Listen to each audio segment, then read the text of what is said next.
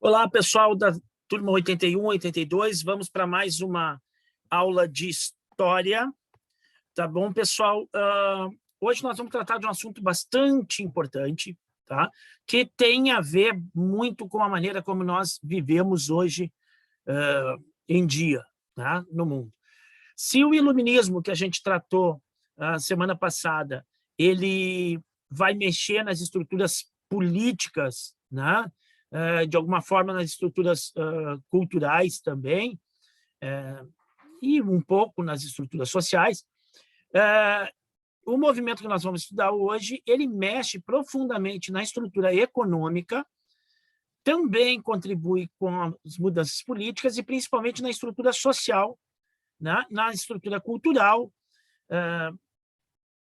enfim, inclusive no meio ambiente. Nós vamos tratar hoje de revolução industrial. Quando a gente escuta a palavra revolução, a gente imediatamente associa a uma luta, a um confronto armado, a uma guerra, né? Mas revolução não necessariamente não quer dizer guerra e luta. Revolução quer dizer revolver, né? Fazer com que as coisas mudem de lugar, que as coisas se transformem drasticamente, certo? Um exemplo que eu adoro fazer com vocês é o do Nescau, né? Do copo de Nescau. Eu pego um copo de leite, está lá o leite branquinho, coloco 2 ou 3 colheres de Nescau, e vocês vão ver que o fato de eu colocar o Nescau não vai mudar imediatamente toda a cor do copo de leite. Vai ficar escuro só lá embaixo, para onde foi o Nescau, e o resto do copo ainda vai ficar branco. Então, precisa que eu coloque a colher e revolva, né? Revolva ou mexa para que esse Nescau que está lá no fundo comece a subir para a superfície, se misturar com o leite, e aí eu tenho a transformação. Então, eu já não tenho mais um copo de leite, e aí sim um copo de chocolate, certo? Então, revolução é isso, é quando acontecem mudanças profundas em alguma coisa e ela se transforma muito, certo? Então, eu tenho as revoluções políticas, e este ano nós vamos estudar várias revoluções políticas, e essas revoluções políticas muitas vezes vêm acompanhadas, sim, de conflitos armados, tá?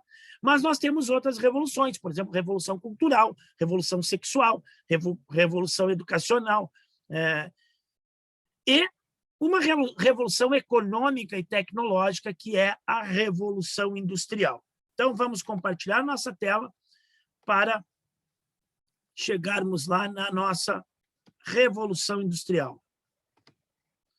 Então, aqui, deixa eu tirar minha carinha mais para baixo. Revolução industrial, parte 1, porque nós vamos trabalhar ela em mais de uma parte, tá? Na próxima aula vai ter ainda revolução industrial. E eu coloquei aqui Inglaterra no século XVIII, tá? Deixa eu fazer um parênteses. Dependendo de onde vocês forem ler ou pesquisar, vão colocar para vocês primeira Revolução Industrial, segunda Revolução Industrial, terceira Revolução Industrial e até quarta Revolução Industrial, né? Ou vão colocar a Revolução Industrial como uma coisa só, que apresenta várias fases. Eu prefiro mais essa definição de que são fases da Revolução Industrial, que o processo é o mesmo, que vai se iniciar no século XVIII, lá na Inglaterra, certo? Claro que as bases desse processo que vai se iniciar no século XVIII, elas vão se dar antes do século XVIII, e é o que nós vamos ver aqui. Então, primeiro, queria mostrar para vocês aqui, tem as fotos, máquinas, mulheres trabalhando em máquinas de tecido. Nós temos homens aqui realizando um trabalho mais braçal, mais pesado. Nós temos crianças em cima das máquinas, também são máquinas de tecido, trabalhando, e para poder operar essa máquina, as crianças têm que subir em cima da própria máquina, né? Não preciso nem falar que o risco de acidente era grandioso. E aqui, uma paisagem típica da Inglaterra do século XVIII, da Revolução Industrial, ou do século XIX, certo? Que é o quê? Uma cidade cheia de chaminés, fumegando, né? Chaminé por tudo quanto é canto, e tudo esfumaciado, né? E o que a gente vê não é casa de moradia, isso aqui tudo são fábricas, perto de um porto onde a mercadoria vai ser escoada. Então, vamos para a Revolução Industrial. Muda.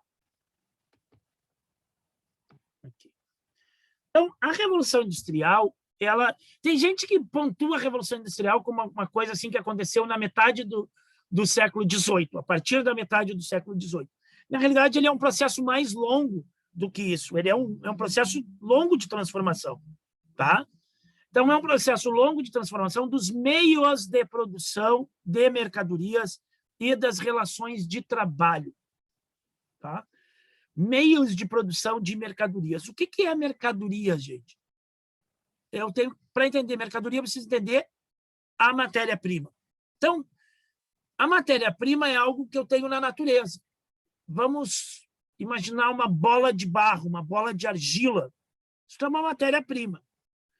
Quando eu exerço trabalho sobre esta matéria-prima e transformo ela, né? Então eu vou pegar essa bola de barro e vou trabalhar nela com as minhas mãos ou com o auxílio de ferramentas, enfim, e dali eu vou transformar ela numa tigela ou num pote, e vou pegar esse pote e vou aquecer no forno, e ele vai se transformar numa cerâmica e vai ficar duro, então eu tenho um pote ali. Eu transformei isso num utensílio. Agora, se eu produzo utensílios numa escala maior, com o fim de trocar, de vender, de fazer comércio, aí isso passa a se tornar uma mercadoria. Então, a matéria-prima, a mercadoria é a matéria-prima transformada em um item que pode ser comercializado, de valor, certo? Então, a Revolução Industrial é esse longo processo de transformação dos meios de produção, as maneiras, as formas como eu vou produzir mercadorias e das relações de trabalho.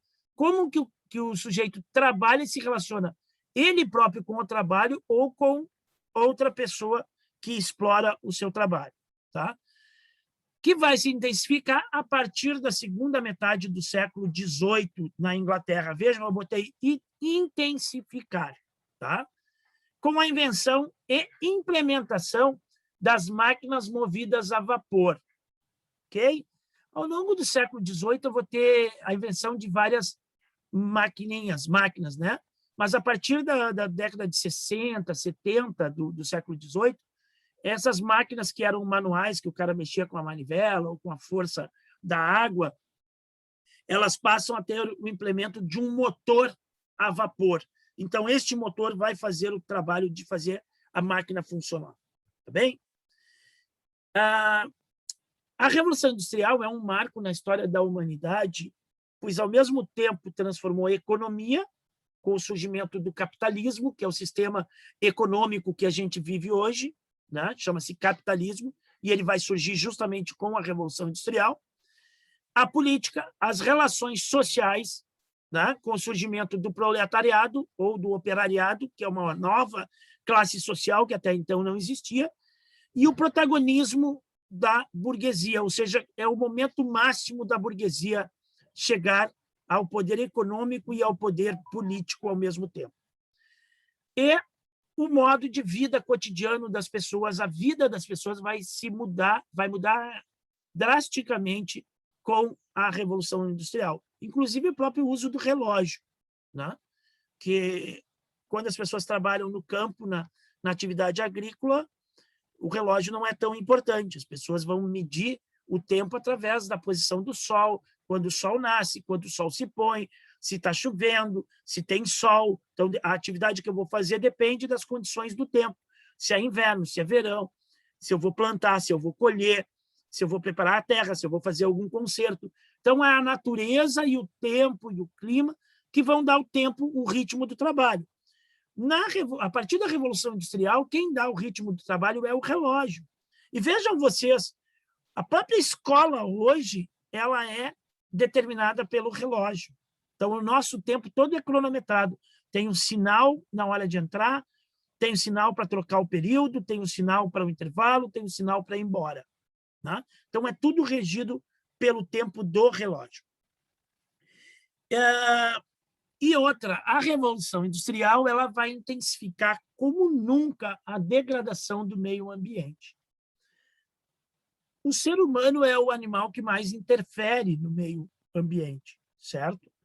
Porém, durante milhares e milhares e milhares de anos, o ser humano conseguiu se relacionar com o meio ambiente, algumas vezes fazendo transformações no meio ambiente, mas que não foram tão agressivas como elas começaram a ser a partir da Revolução Industrial. E vejam, nós temos aí 200 e poucos anos de Revolução Industrial. Né? Então, nos últimos 200 e poucos anos, nós destruímos o nosso planeta de uma maneira tão violenta como nós nunca fizemos por milhares e milhares e milhares e milhares de anos. Tá bem? Mas hoje, né, isso aqui é um geral da Revolução Industrial, então alguns dos temas que eu comentei aqui, eu vou tratar na outra aula.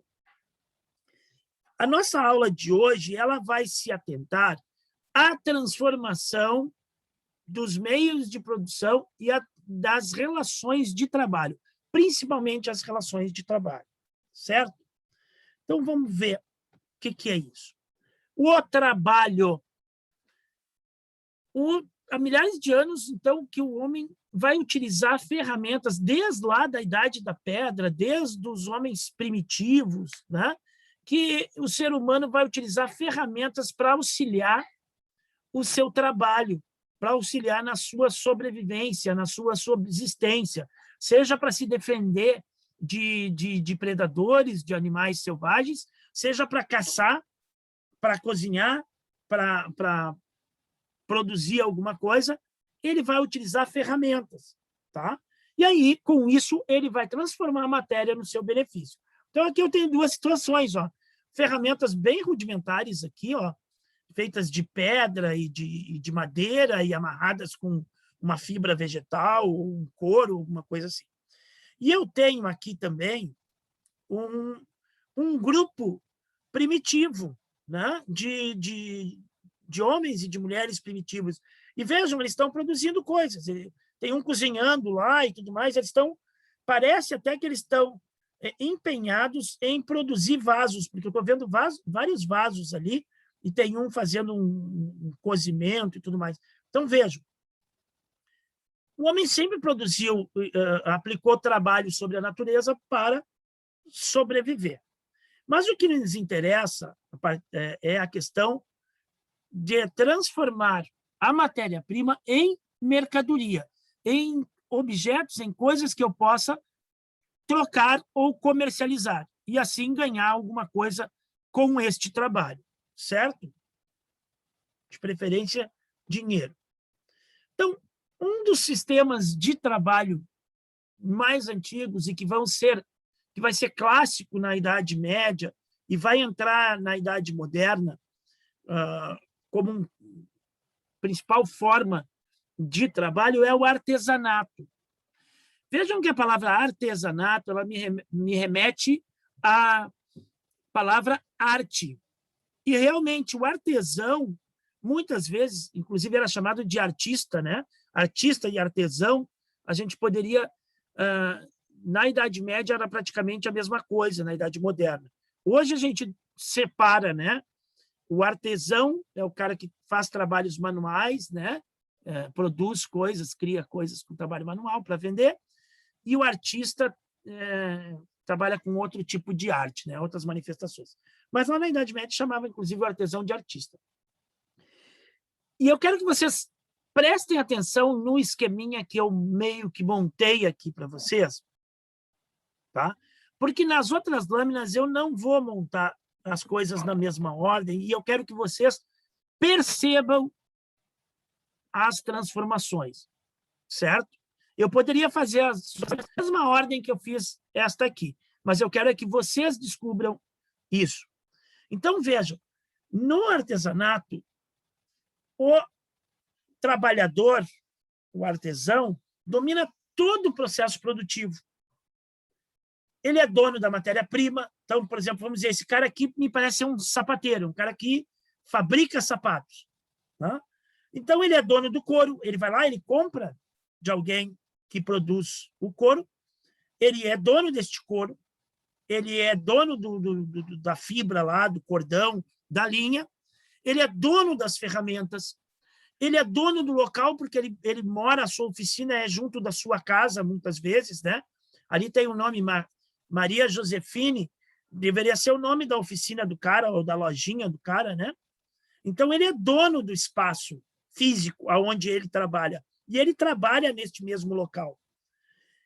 Ele é dono do tempo de produção, porque ele vai produzir a peça conforme o seu tempo, o seu ritmo de trabalho, o seu cansaço físico, a sua disposição, enfim, o interesse dele em produzir outras peças. Então, ele controla todo o tempo de produção. E ele controla o estilo. Por exemplo, ele vai fazer um sapato, ele bota a marca pessoal dele nesse sapato.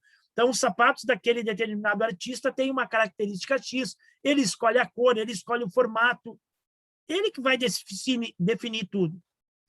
E, no final das contas, né, é ele que vai vender este produto e vai ficar com os ganhos, vai ficar com o valor obtido por este produto. Então, ele é dono de tudo, ele é dono da mercadoria, ele é dono, aliás, ele é dono da matéria-prima, ele é dono das ferramentas, é dono do espaço físico, né, da oficina, e ele é dono do tempo, e ele é dono do produto. Quando ele vende a mercadoria, essa mercadoria é dele, e ele obtém os ganhos.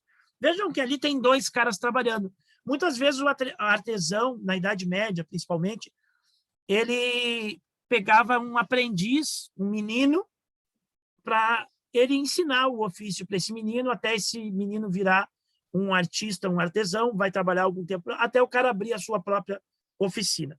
Então, este é o modelo de artesanato. É tudo feito à mão, né? Claro, com uso de ferramentas, mas é feito à mão e todo o processo produtivo está na mão do trabalhador. E aqui as coisas começam a mudar. A partir de uma determinada acumulação de capital, ou seja, de ter pessoas acumulando dinheiro, grana, vai se estabelecer, e com uma maior demanda de produção de mercadoria, de produtos, vai se estabelecer uma forma, uma relação de trabalho diferente, o sistema doméstico. Tá? E aqui no sistema doméstico tem duas modalidades. Eu tenho um artesão que cresceu um pouco mais, que tem uma propriedade um pouco maior, e que os produtos dele estão fazendo um determinado sucesso no mercado, então que ele vai contratar outras pessoas para dar conta dessa produção, para trabalharem junto com ele, dentro da sua própria casa. E essas pessoas muitas vezes vão morar na casa deste mestre artesão. Então, ele já vai ter, além de ter só um ou dois aprendizes, ele já vai ter outros artesãos formados, né, que vão ajudar ele nessa produção. Tá? E tem uma espécie de sistema doméstico ainda mais evidente em termos de transformação, que é quando um determinado comerciante, né, acha um determinado nicho de comércio, por exemplo, de um produto, e interessado em vender mais destes produtos, ao invés dele comprar os produtos de um artesão, simplesmente que o cara produziu lá e comprou, ele faz determinadas encomendas. Então, ele vai fornecer a matéria-prima e vai contratar vários artesãos para trabalharem nas suas casas, mas para produzirem um determinado produto para ele, num determinado padrão, num determinado tempo. Então, diz, olha, eu te dou essa porção de couro aqui, né? E eu quero que tu produza para mim 10 sapatos em 2 semanas, vamos dizer assim. Certo? Daqui a 2 semanas, tu tem que me fornecer 10 sapatos neste formato. E aí eu te pago tanto por estes sapatos que tu produzir. E aí, claro, que é este comerciante que vai vender e vai obter o lucro em cima desta mercadoria produzida neste sistema doméstico, tá bem? Aí o artesão, o trabalhador, ainda é dono das ferramentas, ainda é dono do local, mas já não é mais dono da matéria-prima e nem da mercadoria, porque ele vai vender essa mercadoria a um preço fixo, a uma encomenda. Provavelmente vai fazer um preço mais baixo, né? Então, o trabalho artístico dele começa a ser reduzido e ele já não determina as características do produto. Mas, mesmo assim, ele ainda passa por todas as etapas de produção, né? Desde o corte do couro, da preparação do couro, de costurar, de dar formato, enfim. Estou dando exemplo do sapato, tá, pessoal? Podia ser outras coisas. Opa. Botão errado. Aqui. Agora sim, uma grande transformação do século XVIII, que vão ser as manufaturas. As manufaturas são as primeiras fábricas, tá? A manufatura é uma fábrica, só ela não vai ter máquina com motor. Então, o processo de produção na manufatura, ele é todo manual. E olha só o que acontece. Então, aquele mesmo comerciante lá que estava empregando gente no sistema doméstico, ou seja, pagando para as pessoas produzirem nas suas casas determinadas mercadorias, para aumentar esta produção, tornar essa produção de mercadorias mais eficiente, ele vai construir um galpão grande e vai fornecer ferramentas, vai fornecer mão de obra e vai contratar as pessoas por um salário, ou seja, ele já não vai mais contratar por encomenda, por peças, ele vai contratar por tempo. Então, ele vai contratar um monte de artesãos e diz assim, ó, eu te pago um determinado valor para que tu passe 12, 14 horas aqui dentro da minha oficina, com as minhas ferramentas, com a minha matéria-prima, produzindo uma determinada mercadoria. Certo? Então, vejam aí que a coisa vai mudando de figura para o trabalhador. Então, agora ele já não é dono de mais nada, né? Ele já não é dono de mais nada. Nem do tempo. Nem do tempo, porque ele tem um horário para chegar, um horário para sair, porque agora ele está vendendo o tempo dele. Ele está vendendo a hora de trabalho dele. Ele já não vende mais uma mercadoria. Agora ele vende força de trabalho. E esta força de trabalho é paga por hora. Certo? E aí, quanto mais ele produzir, melhor para ele, para o patrão, porque não vai mudar o que ele vai ganhar. Então, como é que eu vou coordenar que o cara trabalhe, que tenha um índice de produção aceitável e tudo mais? Então, vai surgir a figura do chefe, do supervisor, do capataz, do cara que vai controlar o serviço na manufatura e vai exigir, vai fazer com que as pessoas trabalhem rápido, né? Vai reprimir essas pessoas, né? Algumas vezes até com castigos físicos, para que a pessoa trabalhe. O que acontece? Tá? É que se o cara não trabalhar e não produzir, ele é demitido, ele vai ser colocado na rua. E aí tem uma fila de gente esperando emprego, uma fila de gente desempregada que precisa de trabalho para poder sustentar a sua família, para poder não morrer de fome, certo? Porque nós estamos falando de um ambiente urbano, tá? E depois vocês vão entender, porque eu vou explicar essa situação um pouquinho ali na frente, tá? Então, o cara, para se sustentar, antigamente, quando o cara vivia no campo, para se sustentar, embora ele tivesse que trabalhar para um senhor feudal, para o dono das terras, ele trabalhava lá para o dono das terras, mas ele também trabalhava para ele. Então, ele tirava o sustento dele da própria terra. O cara morando na cidade, ele não tem de onde tirar o sustento, ele não vai plantar o seu alimento. Então, ele precisa de dinheiro para poder comer, para poder morar, para poder pagar aluguel, para poder se vestir, certo? Se ele não trabalhar direito, se ele fizer corpo mole, uma vez que não muda nada o tanto que ele produzir, né? O salário dele vai ser sempre o mesmo, mas ele pode perder o emprego, então entrar outro cara no lugar dele e aí ele não tem como se sustentar. Então, por isso que existia a figura do patrão, a figura do capataz, a figura do chefe, que está ali cobrando e exigindo que o cara produza, produza, produza. E as jornadas de trabalho, elas vão ser longuíssimas. E vejam, ó, tá cheio de gente aqui, ó, muita gente nesse galpão, todo mundo trabalhando junto no mesmo lugar. Esta é a manufatura.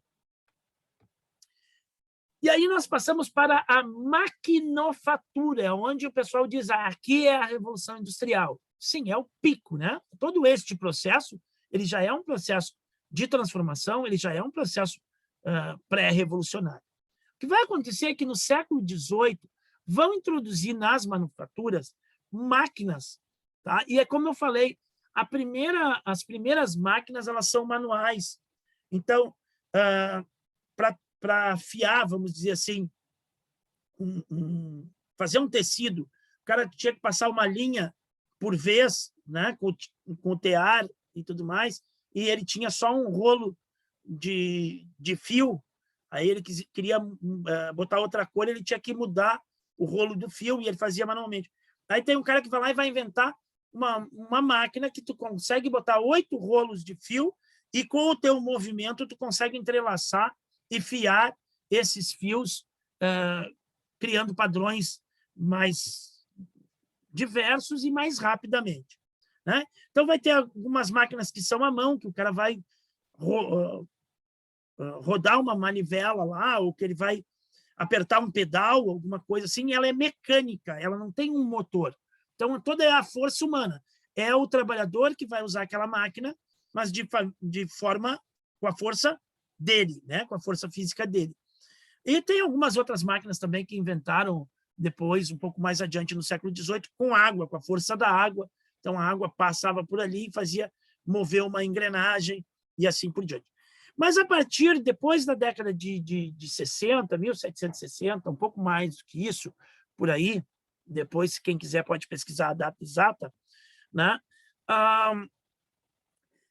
Tem um cara que vai adaptar um motor a vapor que já existia desde o século passado para extrair água de dentro das minas, né?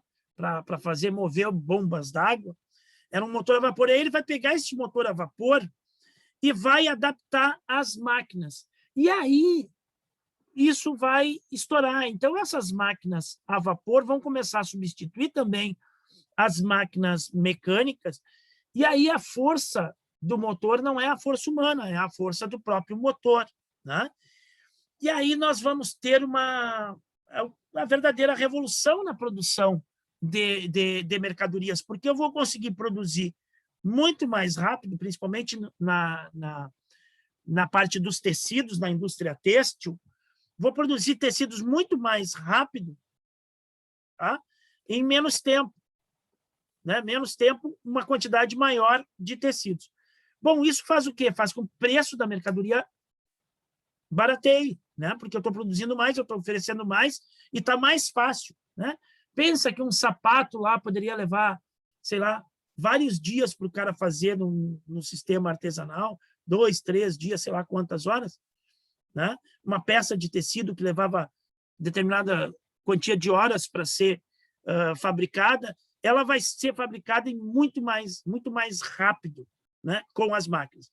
Isso vai também fazer com que eu não precise mais tantos trabalhadores naquelas minhas manufaturas. Então, eu vou jogar um monte de gente ali da manufatura, da antiga manufatura, para o desemprego, porque eu preciso de menos gente para operar as máquinas, e as máquinas elas produzem mais rapidamente, certo? E outra, aquele trabalhador que tinha que ter um determinado conhecimento técnico, que quando ele era artesão, ele era um artista, que mesmo assim, no sistema doméstico, ele continuava sendo um artista, né? Que na manufatura já não precisava ser tão artista, porque o padrão ia ser sempre o mesmo, mas ele pelo menos, tinha que ter determinados conhecimentos técnicos. Vai surgir o cara que não precisa ter muito conhecimento técnico, ele só saber qual é o botão que ele tem que apertar, qual é a alavanca que ele tem que puxar e qual é o pedal que ele tem que acionar, e pronto, que a máquina vai fazer o serviço sozinha, né? Então, e aí ele deixa de ser um artista e passa a ser um simples operador de máquina. O nome é operário. Então, vai surgir vai surgir a figura do operário. Então, o trabalhador já não é mais artista, e sim é apenas um mero operador de máquinas, o operário. E isso vai fazer também que o salário diminua, porque o cara tem menos especialização, menos conhecimento técnico, né? Qualquer um pode operar, e eu tenho um exército de mão de obra lá, desempregado lá na rua, esperando para assumir o lugar dele. Então, eu posso pagar um salário mais baixo para ele, né? E ele é obrigado a aceitar isso, né? É isso ou o desemprego. E aqui, para encerrar, então, como é que a Inglaterra vai chegar a essa revolução industrial? Quais as razões para o pioneirismo da Inglaterra na revolução industrial? Então, uma das primeiras coisas que foi necessária foi o acúmulo de capital, né? Então, foi preciso ter dinheiro, uma concentração muito grande de dinheiro na Inglaterra, para a gente poder, e a sua burguesia enriquecer rapidamente, para que a gente pudesse desenvolver todas essas formas que a gente viu ali.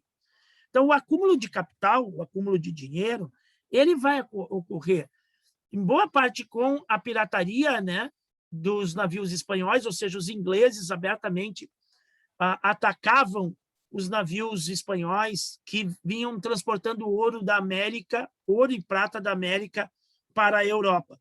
Então, os navios espanhóis eram os galeões, eram os navios enormes para uma grande quantidade de carga e que eram um pouco mais lentos. E os ingleses vinham com navios um pouco menores e mais rápidos e mais fáceis de manobrar, e pegavam de surpresa esses navios espanhóis e saqueavam boa parte da carga de ouro e de prata desses navios espanhóis, né?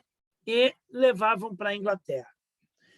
Outra coisa, outra atividade muito importante, que vai começar com os portugueses, mas os ingleses é que vão dominar no século XVIII, principalmente, no século XVII e no século XVIII, principalmente, que é o tráfico negreiro, ou seja, o comércio de seres humanos da África para as Américas. E os ingleses vão dominar muito este tráfico, e eles vão ganhar muito com esta atividade, né? E isso vai enriquecer a burguesia inglesa, britânica. Outra condição para o pioneirismo da Inglaterra na Revolução Industrial são as revoluções políticas do século XVII. Essas revoluções políticas na Inglaterra, elas vão diminuir o poder do rei, vão aumentar o poder do parlamento e vão aproximar a burguesia do poder, certo? Então, isso vai dar mais força de ação, mais poder de ação para a burguesia, né? O Estado vai interferir menos na economia, né? E aí a gente encontra as ideias do nosso amigo John Locke, lá do Iluminismo, e do Adam Smith, né? Que vão estar escrevendo justamente para esta situação. O que vai diferir das revoluções políticas da Inglaterra em relação ao Iluminismo, nós vamos ter os escritos do John Locke. Ele vai inspirar um pouco esses movimentos lá da Inglaterra, porque ele era inglês e era do século XVII. Tá? É que no século XVIII, na França, os iluministas franceses vão além, né, de uma monarquia parlamentar, eles vão propor a república, certo? E lá na Inglaterra, eles vão até o ponto de esvaziar o poder do rei, ou esvaziar não, mas tirar muito do poder do rei, e este rei está submetido ao parlamento. Né? O que é o parlamento? É a casa onde tem os deputados. Né? Então, os deputados é que vão. E quem vai governar é o primeiro-ministro, então não é o rei. Até hoje a Inglaterra é uma monarquia, mas não é a rainha da Inglaterra que governa a Inglaterra. A rainha da Inglaterra é a chefe do Estado. O chefe do governo é o primeiro-ministro. E esse primeiro-ministro é escolhido pelo parlamento, conforme a votação, o peso dele lá de deputados lá no parlamento, elege um primeiro-ministro. Que, diferente de um presidente, ele não tem tempo determinado para governar. O primeiro-ministro ele fica governando enquanto as condições políticas são favoráveis a ele. Quando começa a ficar ruim para o lado dele, os caras vão lá e trocam. Tá? Diferente da república presidencialista, que o presidente tem tempo determinado para governar. Né? O cara se elege e sabe que vai ficar aqueles 4 anos no poder. Beleza? Então, essas revoluções políticas lá do século XVII na Inglaterra é que vão proporcionar, então, essa ascensão da burguesia, né? E vão facilitar com que a burguesia tenha mais ação. Outra coisa, o cercamento dos campos e a modernização da agricultura.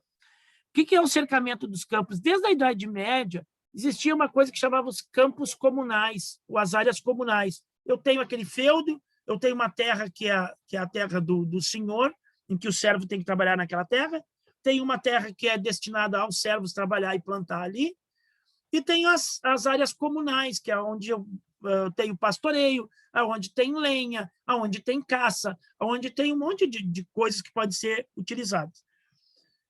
E, a partir do século XVII, vai surgir um monte de legislações na Inglaterra que vão tornar aqueles antigos feudos, aquelas antigas terras, não mais em possessões, né, mas em propriedades particulares. E, em sendo propriedades particulares, elas vão ser cercadas. E isso vai fazer com que se cerque as áreas comunais, os campos comunais, e inviabiliza o sustento de muitas daquelas pessoas que viviam nos campos, porque eles não têm acesso a determinadas áreas que eles tinham acesso antes. Também vai haver uma modernização. Como vai ser burgueses, muitos burgueses vão estar comprando terras, comprando fazendas, e o burguês vai querer fazer com que aquela fazenda seja extremamente produtiva. Então, ele vai racionalizar também a forma de trabalho, vai implementar um trabalho assalariado também no campo. Então, muita gente vai sair do campo e vai vir para as cidades. É o que se chama de êxodo rural.